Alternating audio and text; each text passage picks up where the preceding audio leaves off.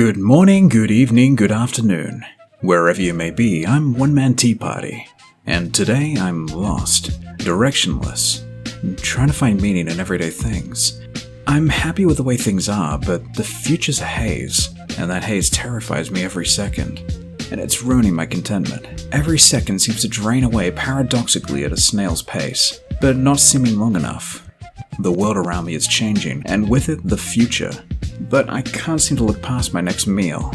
I feel despair, a need for the haze to be lifted. Well, maybe that's not quite what I'm feeling, but it's what it felt like playing the friends of Ringo Ishikawa.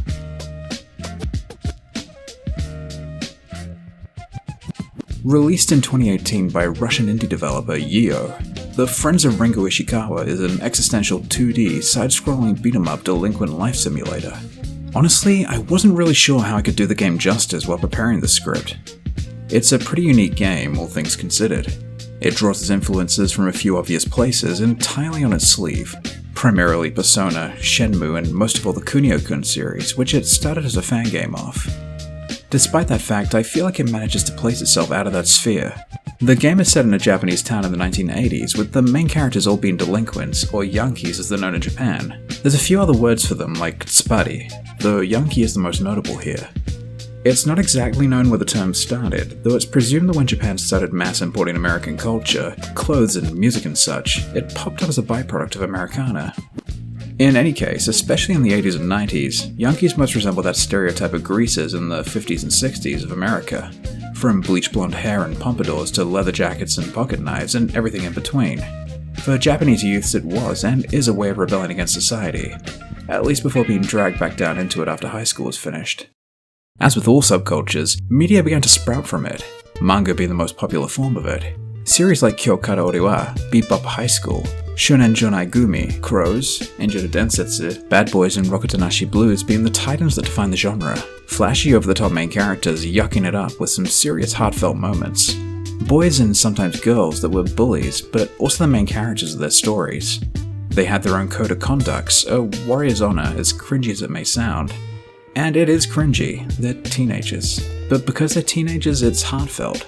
They fully believe in their world being the most important and genuinely serious. I know when I was the same age, things that I look back as silly now were more important than anything else. The only difference in what I found was important was how much DPS my troll warlock could do in raids. Now, there's a clear story in the game. We open with Ringo and his friend Ken beating up some hoodlums on the train, on their way to meet the rest of their gang, Masaru, Goro, and Shiro, to fight another older gang. After starting the fight, the title screen pops up and the story cuts to a year later. We learn that Ringo and Masaru are on the verge of being held back a year as their studies aren't going particularly well. After a few character interactions, you're free to explore and interact with the world as you wish. No matter how deeply you go into the stories and characters, the optional ones at least, it doesn't change the ending at all. The story beats that happen towards the end of the game, leading up to the final act, are all empowered by those extra stories and character interactions, but they're not essential to it. Ringo and his friends still meet the same fates no matter what. The only extra things are some given context. It's something that kind of fits in fairly well with the game's nihilistic feeling. If I didn't know any better, I'd say that Ringo Ishikawa is a deconstruction of the delinquent subgenre.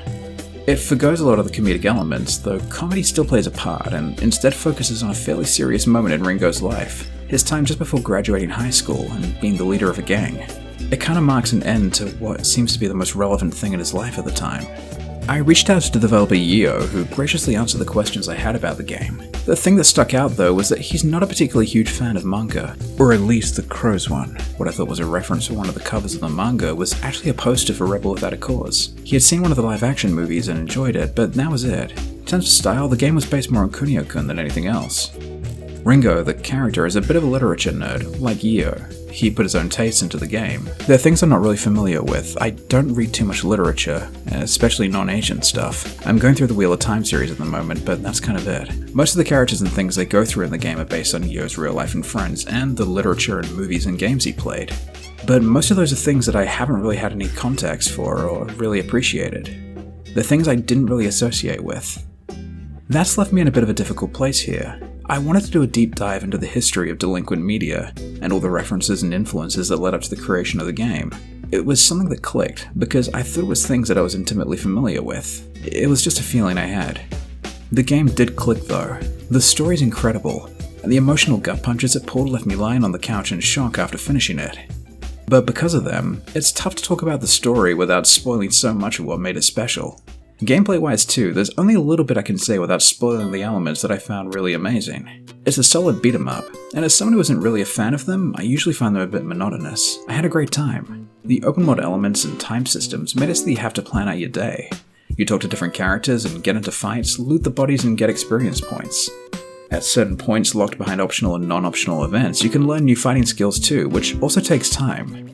This is on top of the other character interactions and little stories you can do if you raise your stats or just talk to enough people. And there's a lot of people to talk to. It's filled to the brim with silly little moments, and characters that just made me laugh a whole lot. But just because I thought it was so cool, and because I think it's a great display of how deep the game goes with telling its stories, I'd like to talk about how you unlock the optional fighting skill trainer. So for anyone wanting to avoid spoilers, please skip to this timecode. There's a junkyard on the far right side of the map, which takes a bit of exploring to get to. There's a mechanic there who has a punching bag and doesn't really talk to you past Ringo talking about how cool the car is, and asking if the mechanic used to be a boxer. After reaching the end of what he'll tell you, you can go to the screen just to the left and get into a fight with the gang that's just under the bridge. If you get knocked out there, and only after talking to the mechanic enough, the screen will fade to black and you'll hear the gang getting beaten up. After that, Ringo wakes up at the mechanic's workshop, exclaiming how impressed he was with the leg sweep the guy performed and whether he could teach him. The mechanic agrees and you unlock the ability to train some new skills. I kinda lost my mind when it happened, and that happened a few times. It's one way the game likes to obscure different stories and mechanics. Not all of them are too major, and there's quite a few smaller ones, but everyone has its little appreciated moments. And I won't talk about them too much, and I know there's quite a few that I didn't unlock in my playthroughs, like the notoriously difficult to manage romance stories. Yu really put a lot of energy into crafting the world, lovingly and despairingly. The game feels as though its heart and soul were put into it. There's silly little things like the game having a delinquent mode. You hold one of the bumper buttons and put your hands in your pockets, slowing your movement speed to a moody shuffle. While you're in it, you can light a cigarette, or trash talk wordlessly with your friends and other passive delinquents, or punch them and get into a fight. The Friends of Ringo Ishikawa is lovingly crafted, and I couldn't recommend it enough. But I also don't really know how to talk about it in a way that I would really feel happy about. It's fairly slow and sometimes monotonous. Ringo can read books. You can go to the school's library and read, or go get some from the bookstore and read anywhere you can sit. Reading does nothing outside of a few optional stories, and giving some study and faster reading skills for 2 books in the library. It just wastes time, and with some of the longer Russian literature, it can take multiple in-game days to get through. It's not really fun, but it really adds to the game's overall feeling of wasted time. All of the pottering around and feeling of that wasted time really helps with the bleak, existential nature of the game. At least from what I read from it, is not exactly so bleak. What really matters is how you steer your life. You're in control. You can't control other people, but they can influence you, just like the games you play, the books you read, the movies you watch, the food you eat, and all the experiences you can go through. I know I've let them influence me, and oftentimes for the better, and oftentimes for the worse, and they definitely influence Yu. In 2020, Yu released Arrest of a Stone Buddha. It's another existential game about a hitman in 1970s France just trying to survive. It's another passion project of Yu's and further cements his style of strange, existential stories and gameplay. It's a lot smaller than Ringo Ishikawa, but I don't want to talk too much about it. It's short and cheap and it's pretty fantastic, so give it a try. Finally, there's the game that's releasing this year in 2023, Fading Afternoon.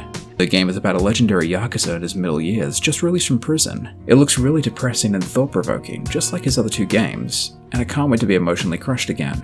I'm not sure if this video was too reductionist or kind of pointless, but I didn't really have much I thought I could say in the end, but I really wanted to talk about this game and let people know about it, because it got a bit of attention. I know Tim Rogers from Action Button played it and talked about it on Kotaku, but apart from that I've only heard a few people talk about it, and I think it really deserves to be known, and Yu deserves all the attention he can get. He's making some of the most unique indie games around, and I think people need to check them out. So that's been long enough. I've finished my cup of tea, and I think it's time to close up. Thanks to Yu for answering my questions and for making one of my favorite games of all time. I've been One Man Tea Party. See you next time.